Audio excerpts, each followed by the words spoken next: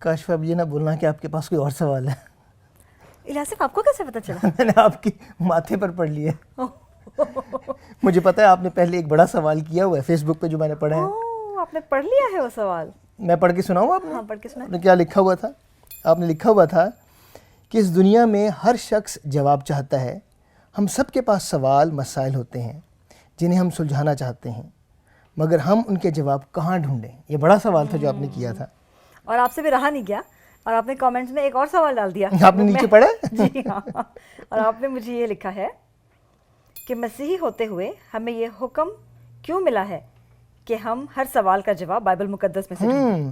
یعنی کہ آپ کا کہنے کا مقصد یہ تھا کہ ہم ہر سوال کا جواب بائبل مقدس میں سے ڈھونڈ سکتے ہیں. بالکل بالکل، ہر بات کا جواب ہمیں خدا کے کلام سے مل سکتا ہے.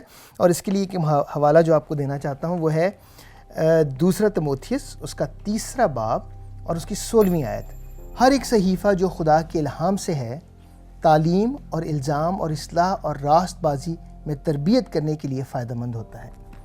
تو آپ دیکھیں کہ کاشفہ ہر ایک صحیفہ جو ہے وہ خدا کے الہام سے ہے. کلام مقدس خدا کے الہام سے لکھی گئی ہے اور خدا ہمارا دانش مند خدا ہے اور وہ ہر بات کا جواب جو ہے وہ ہر مسئلے کا حل جو ہے وہ کلام سے ہمیں پیش کر سکتا ہے. الیاسف یہ ان کے لیے درست ہوگا جو بائبل مقدس کو مانتے اور اس پر عمل کرتے ہیں اور اس پر ایمان رکھتے ہیں. یہ آپ نے بالکل درست کہا، کیونکہ جو لوگ بائبل مقدس کو مانتے ہیں وہ تو یہ بھی مانتے ہیں کہ خدا کا کلام جو الہامی کلام ہے. جو لوگ کلام مقدس کو نہیں مانتے اس کی ایک سب سے بنیادی اور بڑی وجہ یہ ہے کہ وہ سمجھتے ہیں کہ وقت کے ساتھ ساتھ خدا کا کلام جو ہے وہ آہستہ آہستہ تبدیل ہو چکا ہے، جبکہ ان کے پاس کوئی ٹھوس ثبوت بھی موجود نہیں ہوتا. الیاسف یہ بات بالکل غلط ہے اور اس کا حوالہ ہمیں بڑے کلیئر کلام مقدس میں سے ملتا ہے.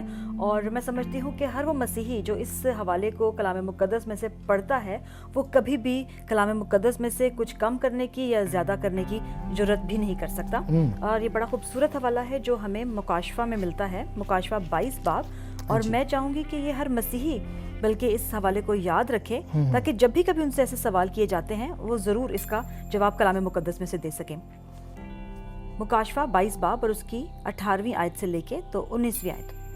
میں ہر ایک آدمی کے آگے جو اس کتاب کی نبوت کی باتیں سنتا ہے گواہی دیتا ہوں کہ اگر کوئی آدمی ان میں سے کچھ بڑھائے تو خدا اس کتاب کی لکھی ہوئی آفتیں اس پر نازل کرے گا، اور اگر کوئی اس نبوت کی کتاب کی باتوں میں سے کچھ نکال ڈالے تو خدا اس زندگی کے درخت اور مقدس شہر میں سے جن کا اس کتاب میں ذکر ہے اس کا حصہ نکال ڈالے گا.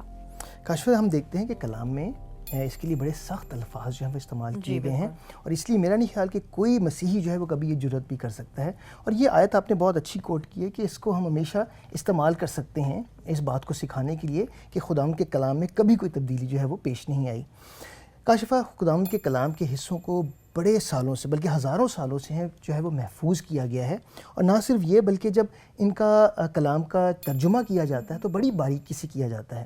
اور جب بھی خداوند کے کلام کا ترجمہ جو ہے کسی اور زبان میں کیا جاتا ہے تو ان کی جو اصلی زبانیں ہیں ان کو ضرور مد نظر رکھ کے سامنے رکھ کے وہ ترجمہ کیا جاتا ہے، جس میں یونانی ہے، عبرانی ہے اور لاطینی شامل ہوتی ہیں. اور الیاسف ہمارے عقائد میں یہ بات بہت اہم ہے کہ ہم اس بات پر ایمان رکھیں کہ بائبل مقدس الہامی کتاب ہے اور وہ لا تبدیل ہے. کاشفہ آپ نے بالکل ٹھیک کہا، کیونکہ خداوند کا کلام جو ہے اس میں اتھارٹی پائی جاتی ہے. خداوند کے کلام جو ہے وہ معتبر کلام ہے، اور خداوند اپنے کلام کے وسیلے سے ہم سے ہم کلام بھی ہوتا ہے.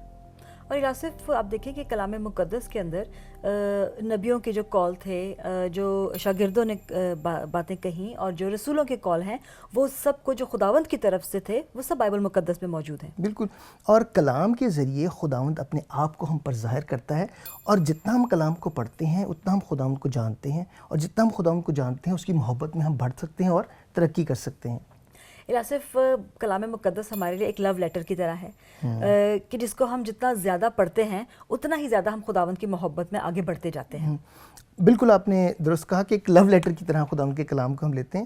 اور دیکھیں خداوند کے کلام جو ہے وہ خداوند کی وفاداری کو، خداوند کی قدرت کو، خداوند کی شفا کو، خداوند کی قوت کو جو ہے وہ ہم پر ظاہر کرتا ہے. اور جتنا ہم خدا کے کلام کو پڑھتے ہیں، سمجھتے ہیں، اس کی اتھارٹی کو جانتے ہیں، میرے خیال میں ہم اتنا اپنے ایمان میں جو ہے मजबूत होते चले जाते हैं। और ये खुदावंद का कलाम ही है जो हमें सिखाता है कि हमें अपनी ज़िंदगी को कैसे गुजारना है और हम अपनी ज़िंदगी से खुदावंद के नाम को इज़्ज़त और जलाल कैसे दे सकते हैं। खुदावंद का कलाम मेरे ख्याल में काशिफा कई दफ़ा हम इसको इस तरह समझ सकते हैं कि खुदावंद का कलाम हमारे लिए एक मैनुअल के तौर पर जो है वो हम इसे इस्तेमाल करते हैं। मैं इसकी मिसाल इस तरह देना चाहूँगा कि अगर कोई गाड़ी ख़राब हो जाती है तो कई दफ़ा क्या करते हैं लोग, उस गाड़ी के हिस्से को ठीक करने के लिए पहले मैनुअल निकालते हैं और फिर देखते हैं कि कहाँ ख़राबी है और फिर उस पर काम किया जाता है और फिर वो अपनी गाड़ी ठीक कर लेते हैं।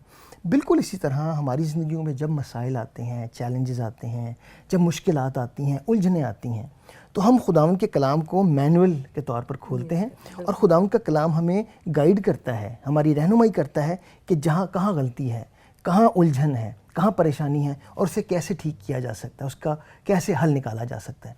तो खुदावंद का कलाम जो है एक अथॉरिटी के साथ हमसे हम कलाम होता है ताकि हम उसे अपनी ज़िंदगी में इस्तेमाल करते हुए अपनी ज़िंदगी को बेहतर बनाएं और खुदावंद के नाम के जलाल के लिए अपनी ज़िंदगियों को इस्तेमाल कर सकें। यासिफ, यहाँ पर एक हवाला मुझे याद आ रहा है खुदावंद के कलाम में से, जो कि यसाया 40 बाब और उसकी 8वीं आयत है, और खूबसूरत आयत है ये जो मैं आपके साथ ज़रूर पढ़ना चाहूँगी खुदावंद के कलाम के हवाले से। यसाया 40 बाब और उसकी 8वीं आयत।